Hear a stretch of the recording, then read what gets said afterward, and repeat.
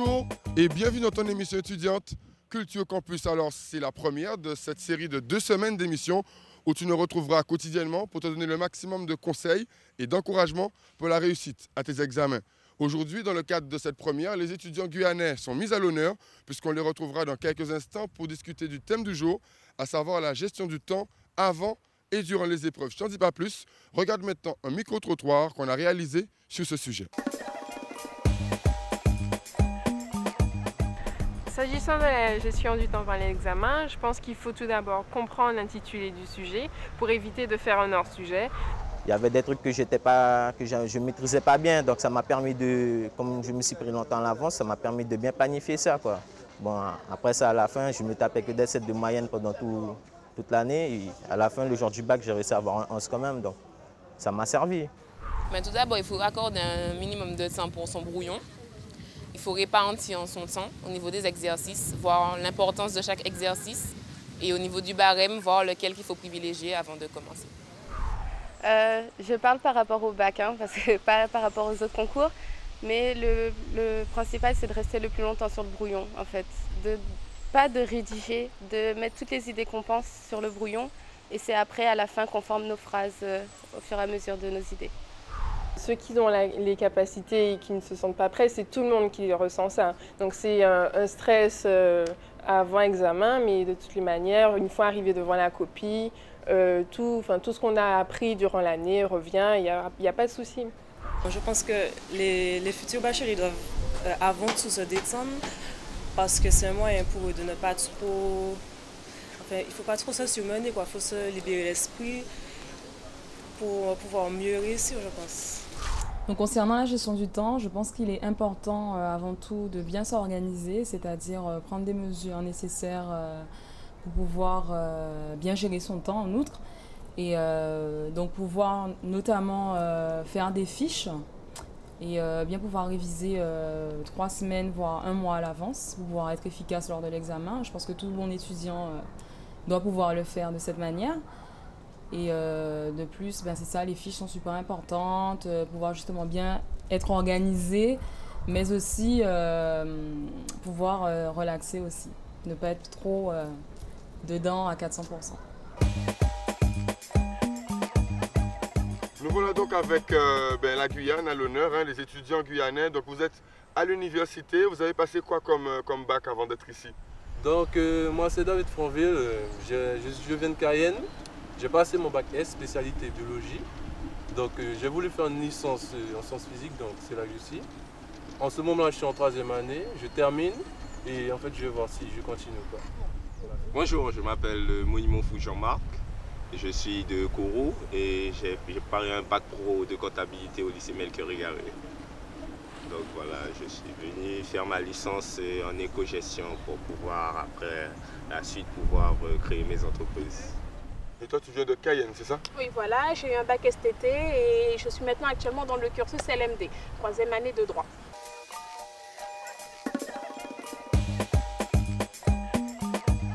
Alors pour moi, il y a 4 choses qui me paraissent importantes.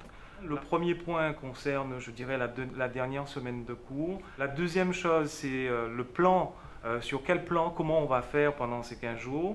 La troisième chose, c'est comment faire. Et la quatrième chose, c'est que réviser. Le plan pendant ces 15 jours, c'est qu'il faudra, sur ces 15 jours, vous organiser. Premièrement, en se disant, voilà, je vais m'enlever à peu près une dizaine d'heures. Et quand je dis une dizaine d'heures, ce n'est pas en continu. Cette dizaine d'heures sur ces 15 jours, elle va me servir à quoi? Elle va me servir à régler les détails.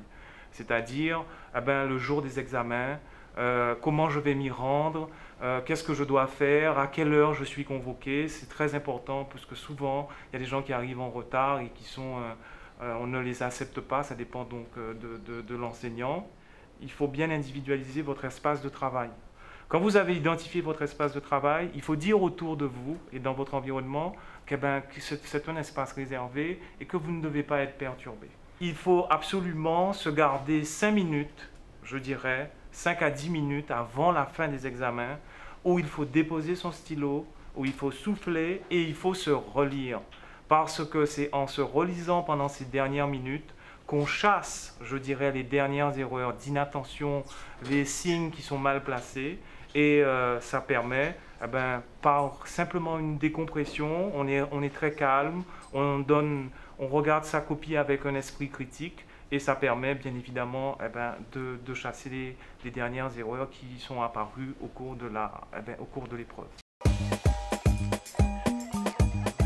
Alors vous avez vu ce sujet, qu'est-ce que ça vous inspire sur la gestion du temps? Qu'est-ce qu'on peut donner comme conseil? C'est vrai que moi j'étais au lycée, donc Melchior Égaré, donc Terminal S. Je faisais n'importe comment et après, effectivement, 10 minutes avant la fin, je voyais que je commençais à paniquer, machin. Je réfléchissais qu'en fait, je commence par le plus facile, celui que je vais mieux gérer. J'essaie de gérer déjà le plus rapidement possible, le mieux. Et après, j'enchaîne, voilà, donc du plus facile au plus difficile. Et puis ça gère. Tu arrives, tu te donnes un temps pour lire. Voilà, c'est encore ce que disait Jean-Marc tout à l'heure, c'est pouvoir gérer. Tu te fais un planning, tu dis que tu arrives dans la salle d'examen, tu notes ton nom sur la feuille. Parce qu'il y a beaucoup d'étudiants aussi à l'université qui oublient de le faire. C'est à la dernière minute qu'ils disent « Oh tiens, j'ai oublié d'écrire mon nom, mon prénom et tout » dans la petite coche réservée à cet effet. Et voilà, je sais pas, tu arrives, tu te poses, tu fais tes affaires tranquillement, tu lis les questions et après tu vois sur quoi t'enchaînes et sur quoi t'enchaînes pas. Donc je vous propose de regarder maintenant la rubrique de fin de cette émission où le président de l'Université des Antilles de la Guyane va nous donner des informations sur les dispositifs d'aide dont on peut bénéficier quand on souhaite monter des manifestations étudiantes. On regarde tout de suite. En fait, l'un des dispositifs que nous souhaitons mettre en place, c'est un dispositif qui consiste à attribuer aux associations étudiantes une somme, si vous voulez, annuelle. C'est-à-dire que les associations qui ont des élus étudiants, puisque à l'université nous avons 3 conseils, le conseil d'administration, le conseil d'études et de la vie universitaire et le conseil scientifique, et dans ces différents conseils, il y a des élus étudiants. Et donc dans ces différents conseils, les étudiants qui sont élus à ces conseils percevront une somme annuelle de 350 €. Or, ceci aura pour but, de leur permettre, je dirais, de s'acheter par exemple des cartes de téléphone pour discuter entre eux et échanger, mais ça leur permettra aussi d'acheter du petit matériel, si vous voulez, pour leur permettre de s'installer. Un certain nombre d'autres dispositifs seront pensés avec les étudiants. Et là, j'insiste bien, il ne s'agit pas d'imposer aux étudiants de nouveaux dispositifs qui seront, je dirais, coupés de leur réalité, mais d'associer les étudiants à la réflexion et de voir avec eux dans quelle mesure il est possible de les aider dans leur fonctionnement quotidien. Bon, en fait, les conventions que nous signons généralement avec les villes universitaires ont plusieurs vocations. Bien évidemment, au titre de ces vocations, il y a généralement un volet étudiant, et là c'est le cas. L'objectif c'est de permettre à cette ville universitaire qui est Pointe-à-Pitre, mais c'est aussi le cas en Martinique avec la ville de Schellcher, c'est aussi le cas, je dirais, à Cayenne. L'objectif c'est fondamentalement la ville met à disposition des étudiants un certain nombre de moyens. Par exemple, ça peut être dans le cadre du transport, mettre un plus grand nombre de bus, je dirais, qui desservent telle ou telle ligne, de façon à ce que les étudiants aient moins de difficultés à accéder au campus. Par exemple, je ne prends que cet exemple. Donc l'objectif de ces conventions, c'est toujours, de toute façon, de permettre une plus grande souplesse, je dirais, dans le fonctionnement universitaire, et donc cette souplesse bénéficie naturellement aux étudiants.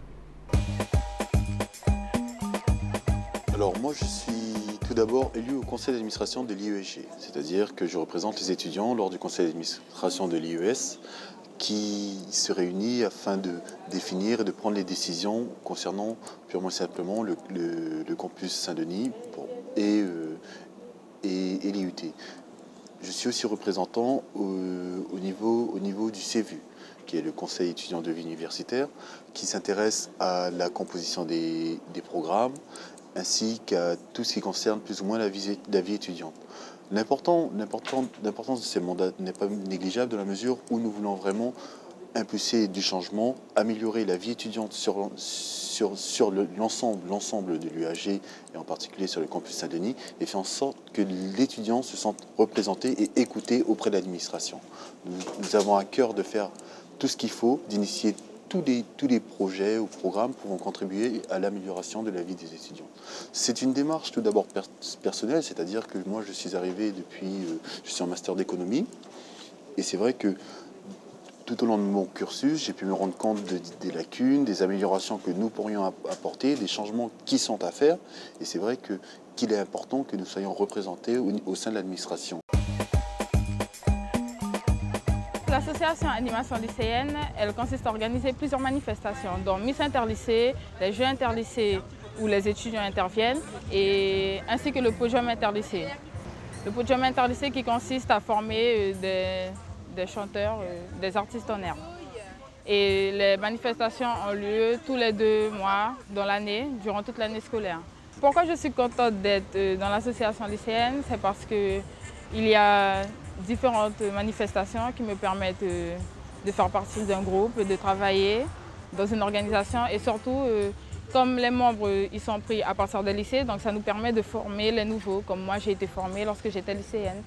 Parce qu'il ne faut pas oublier que c'est une association lycéenne, donc c'est depuis le lycée. Et là, comme je suis étudiante, donc ça me permet de former les nouveaux arrivants. Donc on est déjà à la fin de cette émission. Je vous remercie de votre participation. Alors quel dernier conseil qu'on peut donner et quel message vous auriez à faire passer? Alors, ça serait de dire déjà bonne chose aux futurs bacheliers, bachelières et de suivre leurs idées, leurs projets en espérant qu'ils auront mûrement réfléchi sur leur voie. Et puis voilà quoi. Bienvenue à l'université pour la rentrée 2009-2010. Bon, toutes ces jeunes Guyanais, Chamber et pas molly, pas flipper, pour nous bouger, pour nous réussir. Ok? Yes, I. Asani ya lese ke fa ba ta ka ba sabi, asani na olitanga na ki fi kondo anga sani fi shenke fa fi shifa de fi shifa tang, sabi? Wan shko ana wan ko taki wan san di tanga. Atanga ima habi no ma di pishi bibi yoko abi fu wakagi, sabi? Dana olitanga da kondo ke shifa tang. Ya, mola te fi yoko. Ben, encore merci et l'émission continue. On se retrouve dès demain. Merci encore. Yes, pas de soucis, mon gars. Yes.